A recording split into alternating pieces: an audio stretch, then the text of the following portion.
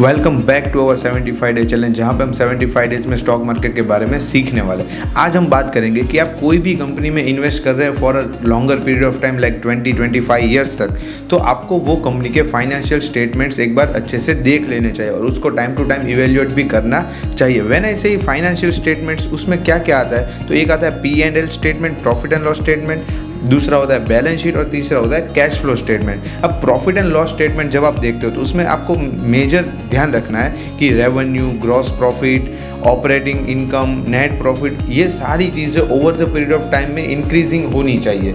ये स्टेबल या फिर डिक्रीजिंग है तो हमको वो कंपनी में इतना ग्रोथ नहीं दिखने वाला है। बैलेंस शीट अगर आप देख रहे हो तो उसमें आपको मेन तीन चीज़ें दिखने वाली है, लायबिलिटीज, शेयर होल्डर्स इक्विटी और एसेट्स। तो वहाँ पे हमको ध्यान रखना है कि लायबिलिटीज इतनी ना बढ़ जाए कि कल को कंपनी उसी के भार के नीचे आके दब जाए। जो भी कंपनी में आप इन्वेस्ट कर रहे हो वहाँ पे कम से कम लायबिलिटीज हो, डेट हो ही ना, और शेयर होल्डर्स इक्विटी और उसके एसेट्स बहुत ज़्यादा होने चाहिए।